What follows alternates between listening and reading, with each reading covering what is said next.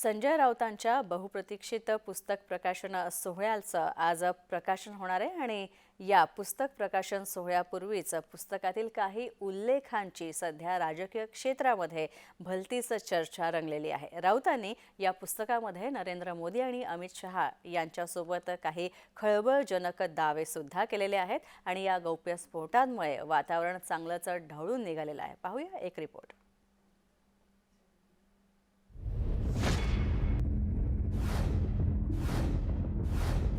बाळासाहेबांच्या एका फोनमुळे ते वाचले।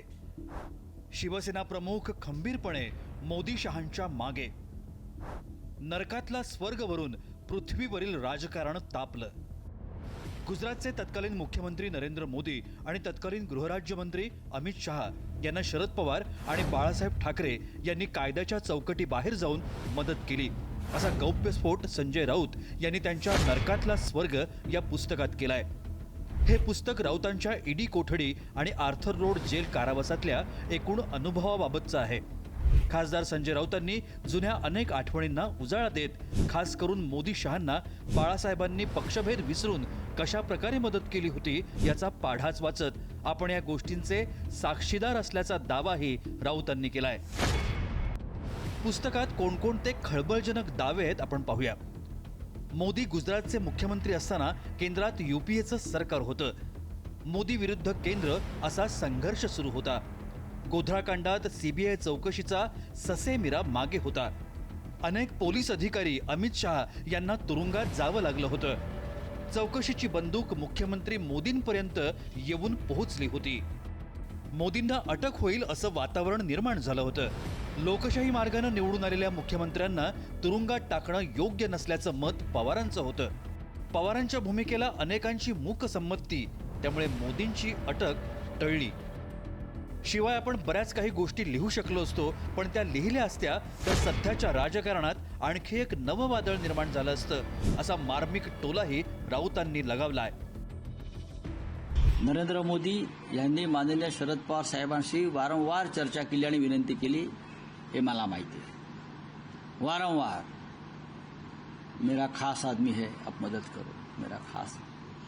तेव्हा अमित शहा हे फार कोणाला माहीत नव्हते। माझ्या माहितीप्रमाणे शरद पवार साहेबांनी मोदींना विचारलं ये कौन आदमी है, आप बार बार मुझे फोन कर रहे हो, कौन है आदमी जिसके लिए आप मुझे बार बार रिक्वेस्ट कर रहे हो। बोला मेरे लिए बहुत महत्वपूर्ण आदमी, काम का आदमी। आमचाही पक्ष फोडला, या पक्ष फोडण्याविषयी आम्हाला काही दुःख नाहीये। आमदार आणि खासदार फुटले, गद्दार झाले, पण तुम्ही बाळासाहेब ठाकरेंचा पक्ष एका लोफर माणसाच्या हातात दिला।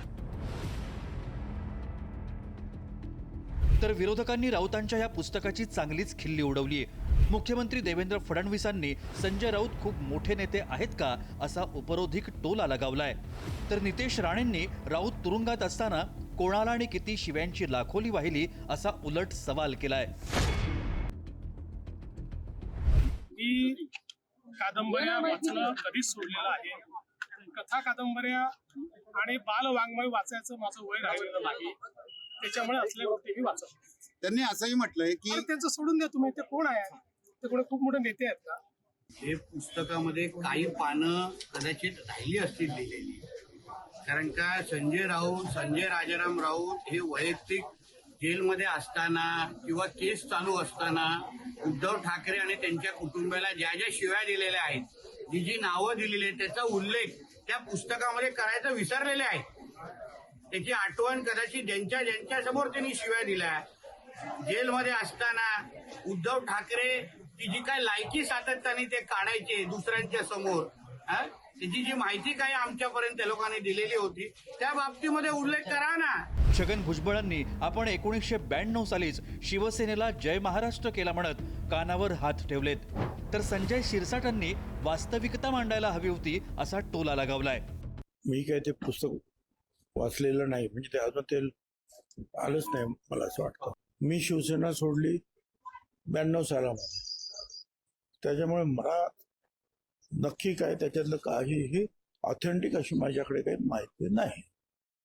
पण ठीक आहे ना, त्यावेळेला हिंदुत्वाचा जयघोष बाळासाहेब पण करत होते, मोदी साहेब पण करत असतील, होतेच, मोदी साहेब पण करत होते, अडवाणी साहेब करत होते, त्याच्यामुळे कदाचित काही मदत झाली पण असेल, पण मला काय त्याची ऑथेंटिक माहिती नाही आहे. संजय राऊतने नरकातला स्वर्ग एक पुस्तक लिहिलंय. लिहिण्याचा छंद आहे त्यांना, चांगली गोष्ट आहे. परंतु मला असं वाटतं की आपण लिहित असताना वास्तविकता जी आहे ना ती मांडायला हवी. परंतु जिद्दाची खोड ही मेल्याशिवाय जात नाही, हा त्यांचा स्वभाव असल्यामुळे त्यांनी तेच रिपीट त्या ठिकाणी केलेलं. परंतु जर आता तुम्ही ते पुस्तक जर पाहिलं तर एक स्क्रिप्ट जशी लिहितात ना पिक्चरची, मग एअरपोर्टवर लँड झाले, मग काळी पिवळीमध्ये बसले, मग ते मातोश्रीच्या गेटवर आले आणि त्यांचा मुलगा त्यांच्या बरोबर होता. तुम्ही कोणती वॉचमॅनची करत होता तिथे? तुम्ही कुठे होता? राऊतांच्या पुस्तकाच्या प्रकाशनापूर्वीच पुस्तकातील काही उल्लेखांची सध्या राजकीय क्षेत्रात चांगलीच चर्चा रंगली आहे. नरकातला स्वर्ग या पुस्तकावरून सध्याच्या घडीला पृथ्वीवरचं राजकारण मात्र चांगलंच तापलंय, एवढं मात्र खरं. ब्युरो रिपोर्ट, जय महाराष्ट्र न्यूज, मुंबई.